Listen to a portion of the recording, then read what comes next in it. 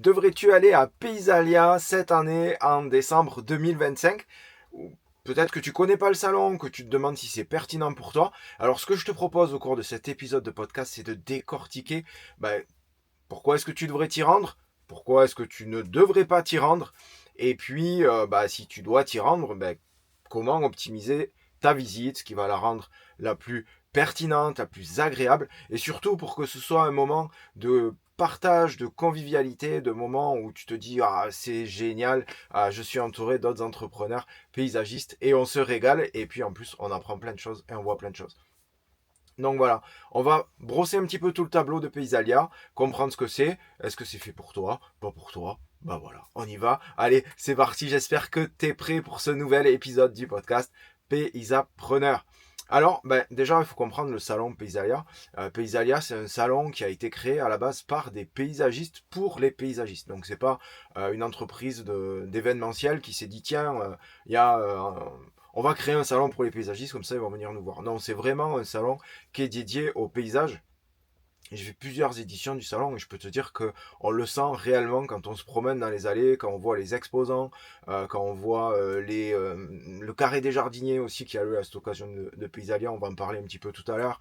Quand on voit également les conférences et les ateliers qui sont donnés, on voit bien que on colle vraiment à la problématique du métier et que c'est fait par des gens qui connaissent notre métier et qui sont passionnés. Alors, cette année, Paysalia Séquence, c'est du 2 au 4 décembre 2025. Donc, c'est dans quelques jours maintenant, peut-être quelques semaines, si tu écoutes cet épisode de podcast un peu avant Paysalia. Si tu écoutes cet épisode de podcast après Paysalia et tu te dis, mais non, j'ai raté un truc, ou bon, je pouvais pas y aller, mais j'aimerais bien en profiter, sache que tu peux directement te rendre sur le site de Paysalia, donc paysalia.com/fr. Je te mets le lien dans la description de la vidéo et dans la description du podcast. Et quand tu te rends sur le site, tu vas voir tous les exposants. Donc ça te permet ils sont classés en plus, donc ça te permet de trouver ceux qui étaient exposants si tu as envie de chercher un fournisseur dans tel ou tel domaine. Donc même si tu ne peux pas t'y rendre cette année, il y a moyen quand même de profiter du salon. J'en profite également pour te dire que ce site internet te permet de télécharger gratuitement ton badge. Alors même si on te demande de remplir une journée de venue, sache que ton badge est gratuit et il est valable pour les 3 jours. Donc voilà, si tu décides d'y aller, va sur le site internet et télécharge ton badge. Alors pourquoi est-ce que tu devrais te rendre à Paysalia et pourquoi est-ce que en fait Paysalia c'est vraiment un moment où tu investis sur ton entreprise, mais ça peut aussi être complètement un moment de balade, donc ça n'a pas d'intérêt majeur sauf si tu as envie de te promener. Moi personnellement je préfère me promener à la campagne que d'aller visiter un salon, donc autant que ce salon t'amène des choses. Alors déjà, ce que tu vas avoir, c'est que comme c'est un salon qui a lieu uniquement tous les 2 ans, donc il n'y a pas de redondance d'une année sur l'autre, tu vas découvrir des nouveautés. Et il y a beaucoup d'entreprises dans le secteur du paysage qui vont profiter de Paysalia pour présenter leurs nouveautés.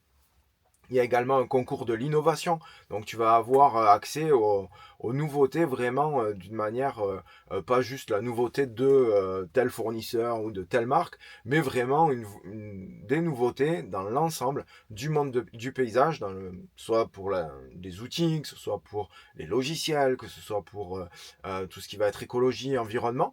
Donc c'est le moment d'aller faire ce plein de nouveautés et de rester à la page, de rester en éveil en fait par rapport au marché, par rapport au futur du marché, par rapport à du matériel qui est peut-être peu utilisé aujourd'hui et qui le sera dans le futur. Si tu fais le pas maintenant, tu seras en avance sur tes concurrents. Donc c'est vraiment important de prendre cette notion en compte de nouveauté. C'est un salon où il y a beaucoup de nouveautés qui se présentent. C'est aussi peut-être pour toi le moment de retisser du lien avec des fournisseurs que tu as perdu de vue ou découvrir des nouveaux fournisseurs. Peut-être que tu as certaines habitudes. Là, tu vas rencontrer multitude de fournisseurs différents, de marques différentes. Donc c'est peut-être aussi pour toi le moment de voir si tu peux pas tisser des relations avec de nouveaux fournisseurs qui vont amener un petit plus dans ton activité, un petit plus dans tes prestations. Ou tout simplement te dire tiens je connaissais pas ce produit, je connaissais pas ce matériel, pourquoi est-ce que je ne l'intégrerai pas en complément d'activité dans mon entreprise, ou est-ce que ce matériel me permet de créer un complément d'activité dans mon entreprise. Et donc ça t'ouvre des opportunités de marché et des opportunités de croissance. Donc c'est quand même une bonne chose pour toi. Ensuite, il y a ce que je disais tout à l'heure, le carré des jardiniers. Alors le carré des jardiniers, c'est une compétition avec des jardiniers, souvent qui sont entrepreneurs également, ou qui font partie d'entreprises, qui sont amenés à créer un jardin sur environ 200 mètres carrés. Et donc on a 4 finalistes qui exposent un jardin éphémère au cours du salon. Alors c'est intéressant parce que ça te permet de voir des choses que tu ne connais peut-être pas dans le jardin et qui se font. Donc évidemment, je te recommande d'aller au Festival des Jardins de Chaumont-sur-Loire chaque année parce qu'il y a un côté créatif. Et là, non seulement tu as ce côté créatif qui est mis en avant, mais tu as aussi des personnes qui sont vraiment sur le terrain, pas juste des artistes qui ont créé un jardin, comme ça peut être le cas par exemple à Chaumont-sur-Loire, ce qui est super inspirant. Ça titille les neurones et c'est chouette. Mais là, on a vraiment des jardins qui sont transposables ou des idées qui sont transposables dans les jardins que tu crées. Donc, inspiration. Ça peut être intéressant pour toi de découvrir ces nouvelles techniques et bien de les mettre en place. Alors avec un petit avantage en plus, c'est qu'en général, les fournisseurs du carré des jardiniers sont exposants à Paysalia. Donc tu peux retrouver certaines choses. Alors pas tout bien sûr, mais il y a certains végétaux, certains paillages, certaines choses. Bah voilà, tu vas pouvoir les retrouver au sein du salon et bah, de ce fait avoir tous les outils pour aller l'implanter dans les jardins que tu crées. Tu as également à Paysalia des conférences. Et il y a des conférences tous les jours et des ateliers tous les jours, presque toutes les heures même. Je pense même que c'est quasiment toutes les heures. Ces conférences portent sur divers domaines. Ça peut être l'économie, ça peut être l'environnement, ça peut être la vie de l'entreprise. Sélectionnez bien, tu les as sur le site de Paysalia si tu viens, sélectionnez bien, sélectionne celles qui sont le plus pertinentes pour toi. J'avoue que j'ai une appétence particulière pour les conférences qui sont, évidemment tu me connais, donc plutôt orientées business. Et j'aime beaucoup celle que donne chaque année Manuel Rucard du cabinet Chlorosphère. Donc Manuel, coucou si tu regardes cet épisode de podcast. Parce qu'elle donne les tendances du marché, d'une manière générale. Donc ça te permet d'anticiper les comportements de tes clients. Et donc de pouvoir coller au plus près pour les 2 prochaines années des besoins de tes clients, des besoins qui ne t'ont peut-être même pas exprimés, mais qui commencent déjà à se ressentir dans leur mode de consommation. Donc c'est pour toi moment de voilà, d'aller voir ça. Tu as également toutes les conférences qui sont sur l'écologie ou le climat, qui sont super sympas parce que anticiper les nouveaux enjeux climatiques te permet aussi d'adapter ton offre sur le terrain et d'adapter comment est-ce que tu vas présenter ton offre à tes clients. Donc c'est super important que tu regardes bien les conférences qui t'intéressent et puis d'aller assister à ces conférences. C'est aussi tout l'intérêt de préparer sa venue. Et puis, on va pas se mentir, c'est un moment d'émulsion, c'est un moment de partage, et donc ça rebooste aussi, quoi. Ça redonne envie d'y aller. On croise des collègues, des personnes qu'on apprécie, on partage notre expérience de l'année, on partage ce qu'on vit au quotidien, et donc du coup, c'est super intéressant, puisque tu te rends compte que tu n'es pas tout seul, autant dans les succès que dans les défis que tu as affrontés. Alors, maintenant, il y a peut-être des cas où c'est pas pertinent pour toi d'aller à Paysalia. Et il faut aussi le dire parce que peut-être qu'il y a certains qui ont envie d'y aller parce qu'on parle du salon, parce que ça donne envie, parce que voilà. Mais peut-être que dans ta situation à toi, c'est pas intéressant. Alors dans quel cas c'est pas intéressant parce que tu es en train de lancer ton entreprise ou que tu restructures ton entreprise et que tu es à fond parce que c'est le moment où tu es à fond. On dit qu'une entreprise a des saisons. C'est comme dans la nature. Ton entreprise, elle a des saisons. Si tu es en pleine poussée au printemps, il y a tout qui sort, il faut y aller. Tu es à fond sur les chantiers parce que vraiment tu dois te concentrer dessus et tu n'as pas de besoin particulier en matériel, en nouvelles techniques, en nouveaux produits. Vraiment, tu sens que là, pour le démarrage, il y a tout ce qu'il te faut, ou pour la restructuration de ton entreprise, il y a tout ce qu'il te faut. C'est pas pertinent d'aller à Paysalia, clairement. Ensuite, il faut savoir que Paysalia, c'est un énorme salon. C'est hyper grand. Tu peux pas faire le tour en un jour. C'est pas possible. Donc, en plus de... J'y reviens, mais il faut vraiment organiser vos visites. Mais tu dois organiser ta visite, c'est clair. Mais ça veut dire que tu vas te déplacer sur plusieurs jours. Ça engage des frais d'hôtel, de restauration, etc. Ça veut dire que tu n'es pas dans ton entreprise pendant ces jours-là et que donc, soit tu arrives à optimiser ton entreprise pour qu'elle puisse te financer et qu'elle puisse tourner sans que toi tu sois sur place, soit voilà, vaut mieux que tu restes là parce que si tu vas passer 2 ou 3 jours sur Lyon à Paysalia et que tu te retrouves avec une entreprise complètement en vrac, il faut la remettre, tu as 3 semaines, un mois pour la remettre, surtout qu'après c'est décembre, donc il y a un moment de vacances en fin décembre.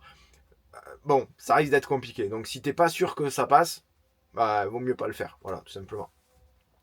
Et puis sinon, tu as aussi besoin de rien, ça arrive, hein. Il y a besoin de rien, donc tu as ton réseau, tu as tes fournisseurs, voilà, bon, c'est pas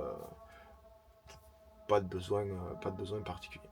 Alors, moi ce que je te propose de faire, c'est de préparer ta visite clairement, et je vais te guider pour bien préparer ta visite. Euh, Première chose, je te l'ai dit, il y a le site paysalia.com/fr, le lien dans la description. Pourquoi c'est important que tu ailles sur le site? Parce que du coup, tu vas pouvoir sélectionner les fournisseurs que tu as besoin. Donc déjà, avant ça même, fixer ton objectif. Qu'est-ce que tu viens chercher sur le salon? Des nouveaux produits? Est-ce que tu viens chercher du matériel plus performant? Est-ce que tu viens chercher des applications plus performantes? Est-ce que tu viens chercher des idées? Et une fois que tu as établi ton objectif principal, tu peux créer des sous-objectifs en te disant si j'ai le temps, je ferai ça. Mais ma priorité, elle est là.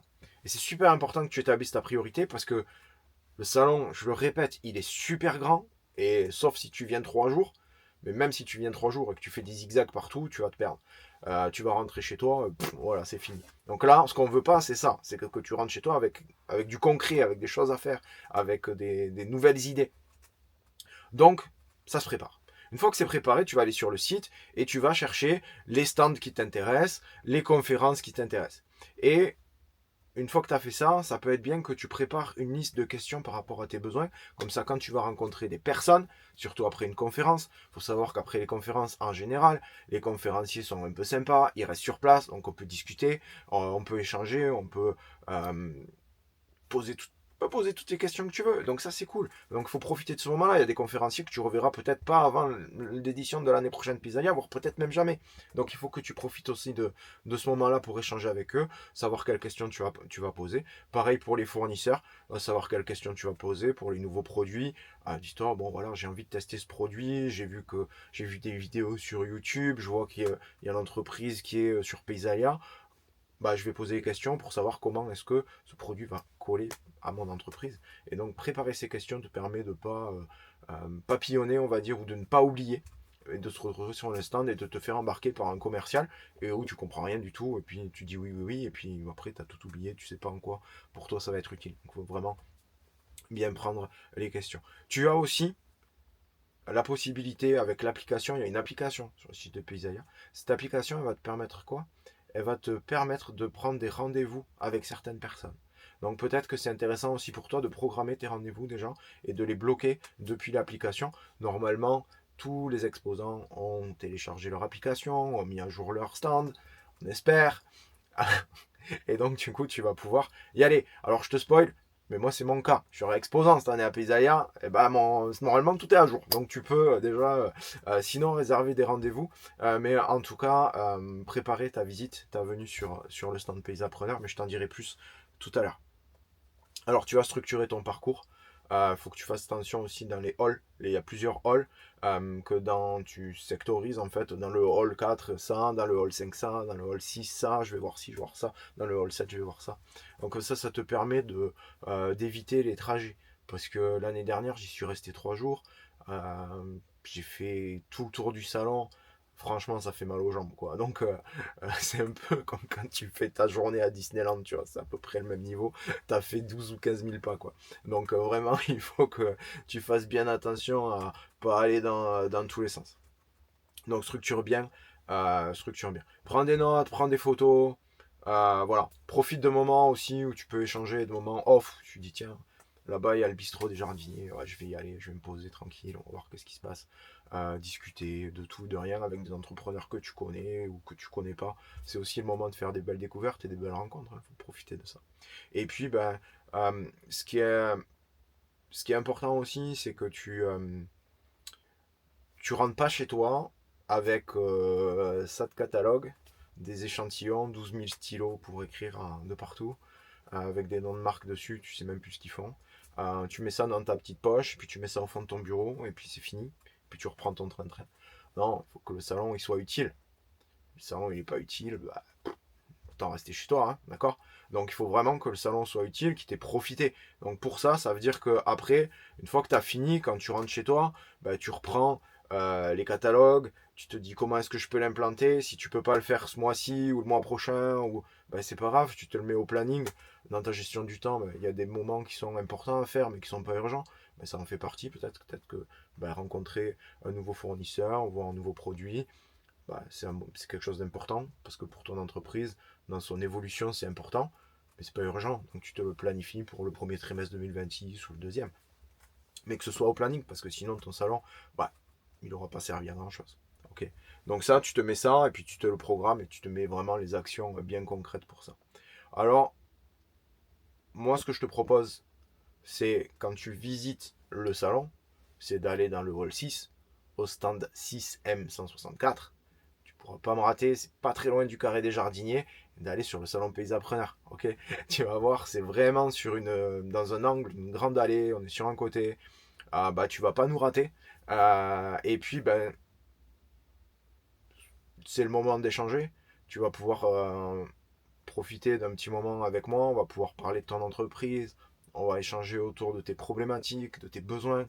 Et ça va te permettre, déjà, dès que tu rentres, et je t'encourage quand tu viens me rencontrer, bah, c'est le moment de prendre des notes. Tu prends des notes, parce que je t'encourage, parce qu'après, tu vas pouvoir mettre ça en place pour 2026. Tous les éléments qu'on va partager ensemble, qui seront vraiment adaptés à ta situation, parce qu'on prendra quelques minutes pour bien échanger ensemble, pour que je comprenne bien ta situation, pour qu'après tu aies des outils pratiques à mettre dans ton entreprise. Donc c'est le moment de venir me rencontrer. J'ai vraiment hâte je vous le dis franchement comme ça, mais j'ai vraiment hâte de vous rencontrer physiquement chaque année. Je rencontre quelques entrepreneurs comme ça, des occasions, notamment avec cette année, j'ai rencontré des entrepreneurs, notamment avec l'UNEP pour qui je suis intervenu sur la Dordogne Lot-et-Garonne, et également pour la MSA sur les entrepreneurs qui sont présents sur l'île de France. Mais ça reste pas nombreux, on se rencontre, on est une dizaine à chaque fois, une dizaine, une quinzaine, c'est chouette. Et là, bon, je veux vous rencontrer en grand nombre, donc je suis vraiment excité de tous vous voir. Donc voilà, n'hésite pas à venir avec tes questions, prends des notes, il faut aussi que ce soit utile, hein, on est d'accord. On va partager ensemble. Si après tu as envie qu'on aille plus loin, on ira plus loin. Je t'accompagnerai au sein de ton entreprise personnellement, mais juste déjà venir, échanger, mettre en place un plan d'action pour 2026, bah, tu peux pas le rater. Donc ça déjà c'est ce qu'on va faire ensemble. Et puis euh, je vais pas vous donner le détail aujourd'hui, je vais pas te donner le détail, mais sache qu'il y aura des ateliers chaque jour sur mon stand, euh, de manière à ce que on réponde à une problématique précise. Donc je vais organiser des ateliers qui vont t'aider à clarifier ta communication, t'aider dans ton système de vente, optimiser la production sur le terrain, et puis évidemment tu le sais, dernier pilier paysapreneur, la direction, t'aider à la direction de ton entreprise.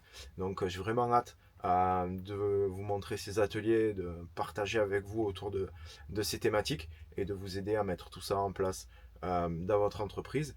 Et puis il y aura également la possibilité de repartir avec mon exemplaire, enfin avec ton exemplaire du livre 36 outils pour développer votre entreprise de paysage. Ne manque pas sur le salon, il y aura une petite offre spéciale et un petit bonus spécial. Une fois que ça c'est dit, j'aimerais juste attirer ton attention sur un petit point. Il y a beaucoup d'entrepreneurs, en tout cas quelques entrepreneurs, qui m'ont dit bah, moi je viens à Paysalia, Et c'est cool parce que on y va tous ensemble. Je prends toute mon équipe, je prends tous mes salariés, et puis on va à Paysalia.